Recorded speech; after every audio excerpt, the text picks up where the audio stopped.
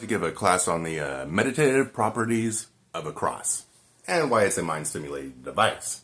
The simple thing is, when you look here and you put this in your blind spot for this eye and this in your blind spot for this eye, and like I'll look here and I'll close this eye. This is gone. I can see it. It's gone. I can see it. It's gone. And I close this eye and I'm looking here and this is gone.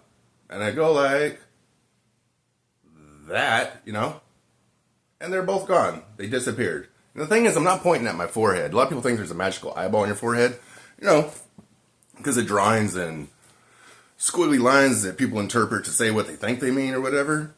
Which is what they think they mean, is they're pointing at a magical eyeball that you can see out of during meditation. But the truth of the matter is, going like this teaches you about your visual stimuli.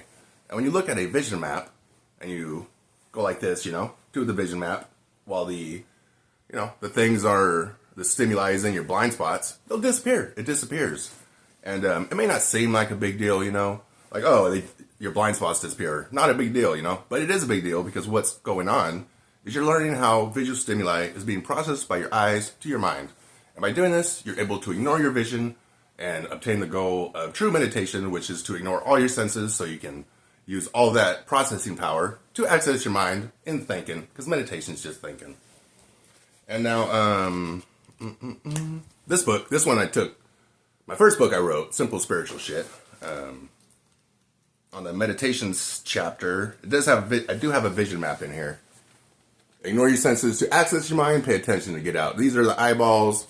You look here, you put this in the blind spot for this eye, you put this in the blind spot for this eye, and this eye is able to see this blind spot for the other eye, and this eye can see that blind spot for that eye while looking here. And when you put your finger here, this and this disappear at the correct distance and angle. Let me demonstrate. Bam, they're gone. And once again, I'm not pointing at my forehead. I'm simply learning how visual stimuli is processed through my mind with a vision map. And, yeah, go ahead and try it out for yourself. Go ahead and pause it. Do the finger thing, I'll go like this, so if you have a phone, you can turn your phone sideways. And it's real simple. Just look here, close this eye. Once that's in the blind spot, it's gone. Close the other eye, it should be gone. Do the thing. It disappears. The thing is, when you have a vision map, on a cross like this one, and people don't know that there's a vision map on here, which is, probably because they were known for destroying knowledge, and they destroyed a lot of knowledge throughout history for the past, couple thousand years. They've been destroying books or whatever. Probably destroyed a lot of books on meditation. You know what I mean? Why wouldn't they? But anyways, so it's been lost in time. The class has been lost in time, but I figured it out, so it's cool. When you don't know there's a vision map on here, and you look at it, it still stimulates the mind. It induces like a meditative response, and what happens is, you look here and you notice, oh, that's Jesus' face. Okay. Right here, oh, it's a nailed fucking hand. Oh, another nailed fucking hand. And this eyeball, it's like, oh, I'm looking at Jesus' face, I can't see the nailed hand.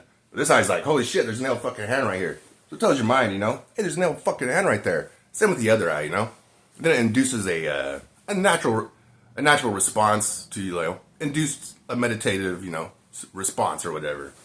Which basically alters the way of thinking for the individual unknowingly affected by the mind-stimulating device. Which you could call it an idol if you want. I like to call it a mind-stimulating device. Because an idol, you could say it's an idol, but I like to say mind-stimulating device. You know what I mean? But anyways, that's the science that's hidden in a cross. I bet you didn't know that. Now you do. What you do with this knowledge, it's up to you. Oh, and like just for example, like I say that this it affects the mind of people and they don't realize it. I'm a spiritual person now, but I was Christian growing up, And one thing with Christian, they believe in the Trinity, which doesn't really make sense. But at the same time, with the Trinity, there's Jesus, there's God, and then the Holy Spirit or whatever. But the problem is, a lot of Christians don't believe in the Trinity. They say they do, but they don't. Because they put the cross on the same level as Jesus. You know what I'm saying? Same level as Jesus. You know what I'm saying? And because they put the cross on the same level as Jesus, that's not 3, that's 4. You know what I'm saying? Anyways, I just feel like I have to, expose it for what it is, because to me it's a big deal. A lot of people, don't know what it is, and I feel like that's wrong. Anyways, educate yourself.